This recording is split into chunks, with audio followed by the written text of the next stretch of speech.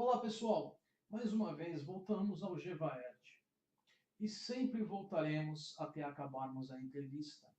Mas para a alegria geral, incluindo a minha, quero deixar claro que já passamos da metade da mesma. Com mais uns 3 ou 4 vídeos tratando dessa entrevista, chegaremos ao fim da mesma. E no trecho que vou exibir hoje, a astrônoma presente durante a entrevista fez muito do meu trabalho, então eu só tenho a agradecer por ela. Isso faz com que o vídeo de hoje seja um pouco mais curto. Outro fator que ajudou a encurtar esse vídeo é o GevaERD basicamente repetir muito do que já falou antes. E, logicamente, já refutei nos vídeos anteriores.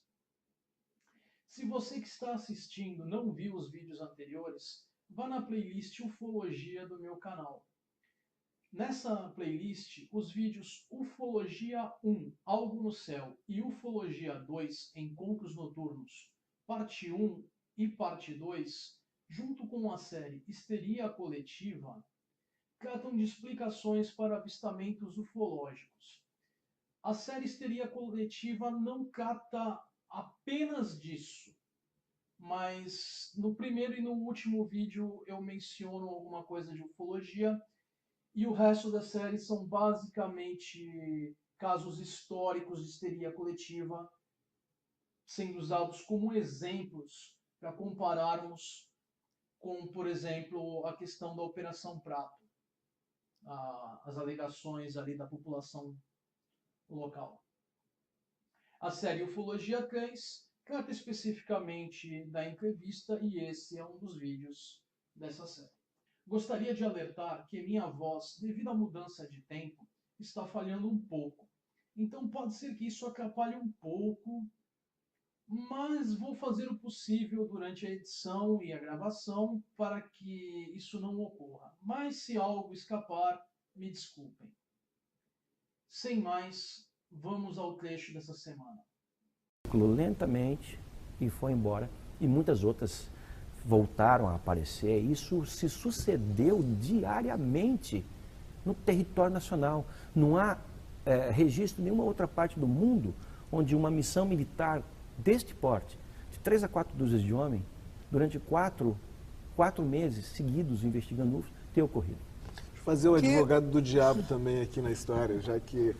me perdoe aqui. E isso tudo poderia ser uma tecnologia, não de fora, mas daqui mesmo, sei lá, alguma potência que... Seria absolutamente impossível, até porque essa ação destas naves naquela região particular, naquele tempo particular no Brasil, chamou a atenção, por exemplo, dos militares norte-americanos. Eles vieram ao Brasil para ver o que estava se passando. E, inclusive, eles ajudaram os militares brasileiros que estavam tendo dificuldade para fazer o registro dos objetos. Havia um objeto pequeno que o comandante da operação, o Irã de Holanda, chamava de modelo esportivo, que parecia ser com um carmanguia, ele se aproximava mais dos acampamentos. E ele fazia fotografias e depois, fotografias analógicas das antigas, depois ele mandava revelar e não conseguia, não aparecia nada. E foram os militares americanos que vinham regularmente conferir os avanços da Operação Prato, que deram à Holanda equipamentos e filmes ultrassensíveis, através dos quais, por meio dos quais, ele conseguiu então registrar esses fenômenos. Essas fotografias, só para completar, esses documentos não são mais secretos. Das 2.000 páginas de documentos produzidas pela Força Aérea Brasileira, por volta de 300 e alguma coisa estão liberadas e estão no Arquivo Nacional. Por que não estão todas as duas? Essa é a nossa pergunta, Brits. E isso que nós queremos. Das 500 fotografias, 150, 180 foram reveladas. E as outras? E dos filmes? Eu tenho depoimentos de pessoas que assistiram aos filmes, que ficaram assim, estupefactos. Naves gigantescas, enormes, filmadas sobre o Rio Amazonas. Das 16 horas de filmes, nem um minuto sequer foi aberto pelo governo. Isso é uma pergunta, assim, uma curiosidade, não é? Claro. Porque a ciência, digamos, na minha área, não, na astrofísica, e que tem a ver com o universo, a gente sempre é consultado, sabe? Quando aparece, por exemplo, um fenômeno assim, que é desconhecido, às vezes quando as pessoas ligam perguntando o que aconteceu, vimos uma luz, etc, etc. E até, digamos, certamente a Força Aérea e todas as consultas, e a gente nunca foi consultado sobre isso. E nunca se tem assim um registro científico de um evento desse tipo, assim, tão massivo e tão coisas. Eu tenho que fazer uma intervenção para dizer que existem sim os registros científicos. Talvez a senhora não os conheça, não esteja a par deles. Não é eu que não conheço, não. Posso garantir, posso dizer que ninguém aqui da minha área, em todo o Brasil, consultado. Conhece ou foi consultado, sabe disso aí.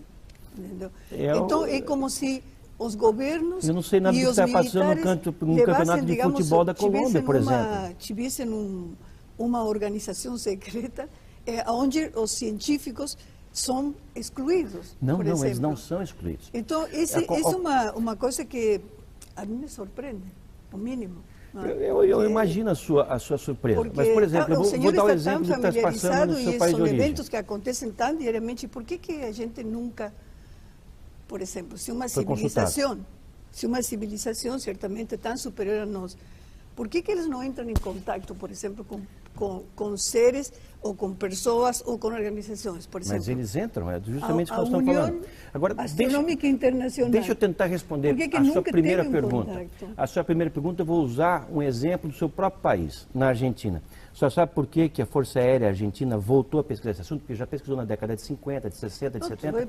Porque as bases argentinas na Antártida e os navios que faziam carregamento de suprimentos para a Antártida estavam registrando um número muito grande de avistamento desses objetos, que chegavam a interferir nos equipamentos científicos das bases antárticas. Isso ocorreu também na nossa base, nas bases chilenas, neozelandesas, americanas, as bases antárticas. Agora, no caso da Argentina, que tem uma questão de soberania sobre a Antártida, porque está ali, né, a Argentina tomou aquilo de uma maneira mais séria, criando ou recriando uma entidade de investigação dentro da Força Aérea.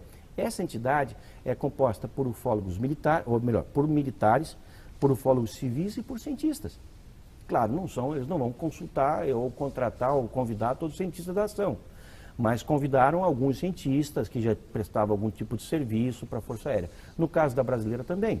No caso da brasileira, os nossos militares se utilizaram amplamente de serviços das instituições científicas que estavam à disposição na época. Eu tenho certeza até, que a URGS foi sim consultada nos anos 50, quando a base aérea era ainda em Canoas, agora em Gravataí, ou ao contrário. Canoas.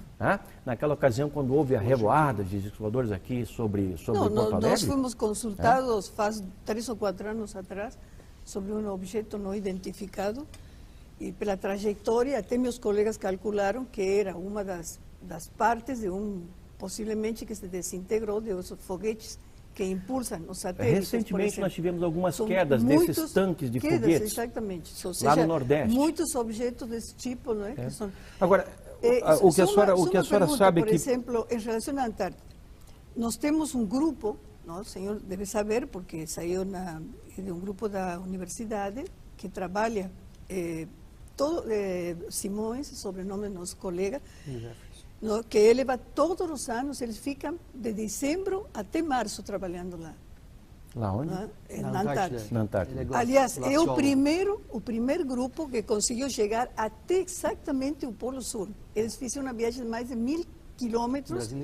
Brasileiro. O primeiro grupo, né? Porque sim, houve grupos anteriores. Não, digo assim, chegar até exatamente o ponto que diz Polo Sul.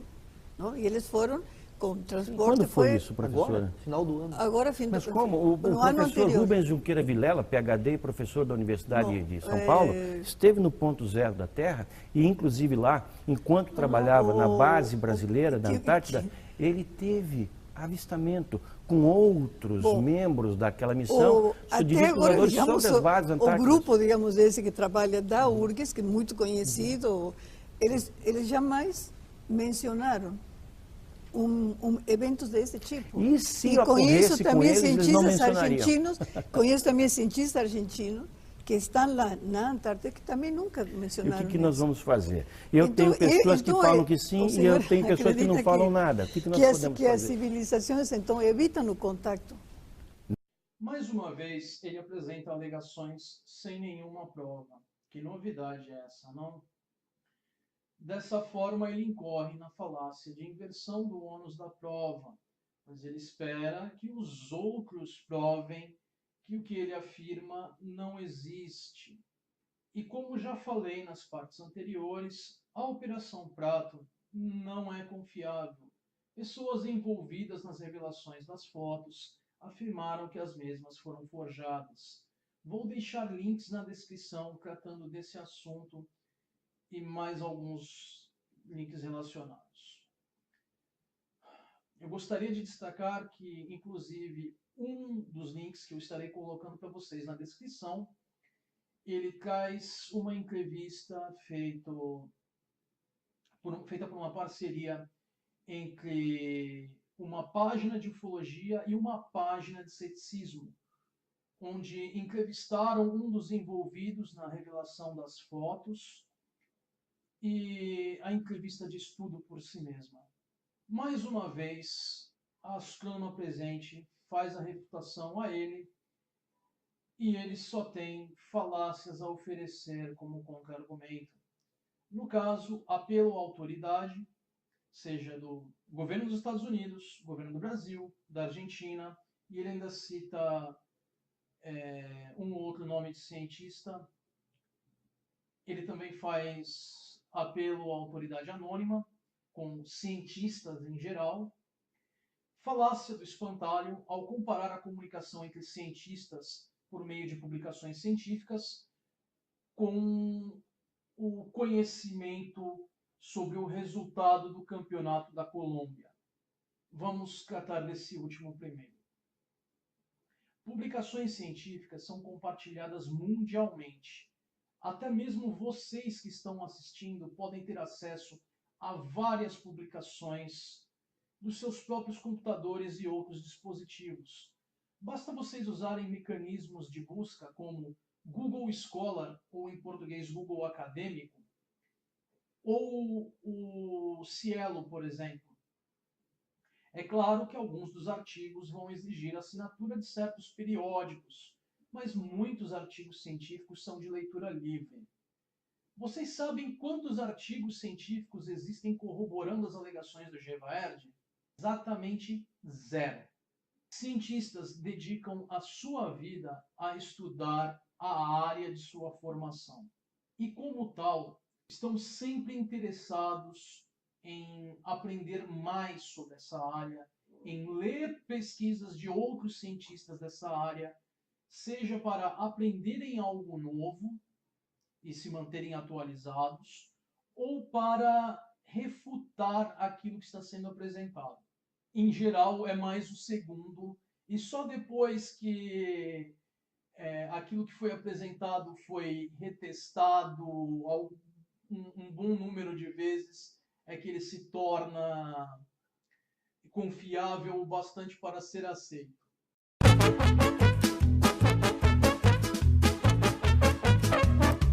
Bom, pessoal, antes de continuarmos, eu gostaria de alertar que pode haver algum barulho aparecendo na gravação, porque um vizinho meu resolveu começar a dar marteladas e tem algum carro passando na rua anunciando alguma coisa. Talvez isso vaze para a gravação e infelizmente eu não posso fazer muita coisa a esse respeito.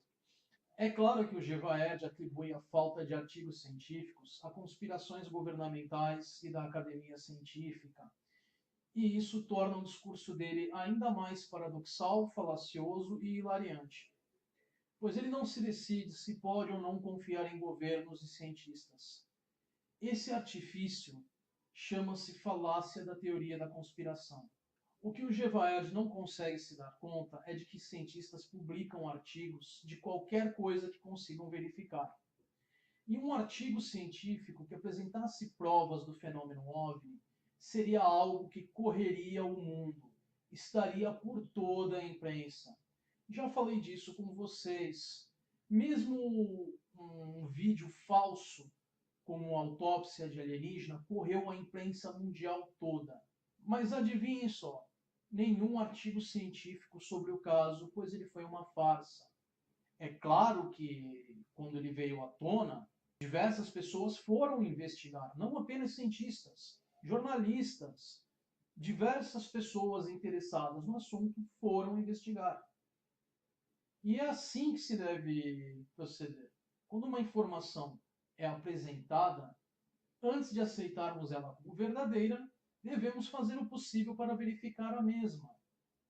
Então ele fala que de um lado tem pessoas alegando uma coisa e de outro pessoas alegando o contrário. E diz que não se pode resolver a questão. Eu achei isso absolutamente hilariante, pois ainda hoje eu estava conversando com um teísta que falou exatamente a mesma coisa. Como diferenciamos a validade da posição A da posição B? Qual dessas, entre aspas, opiniões deve ser aceita? A solução para esse tipo de situação é óbvia. As alegações aceitas devem ser aquelas que foram corroboradas por evidências, aquelas que foram testadas e verificadas por pares. O ônus da prova pertence a quem faz a afirmação original. Se você alega a existência de algo, cabe a você provar que esse algo é real. Seja esse algo um deus ou OVNIs alienígenas. Do contrário, acabamos na situação ridícula de ter que aceitar fadas, unicórnios, Sasquatch, mitologias, magia e diversas outras alegações fantasiosas e sobrenaturais como reais.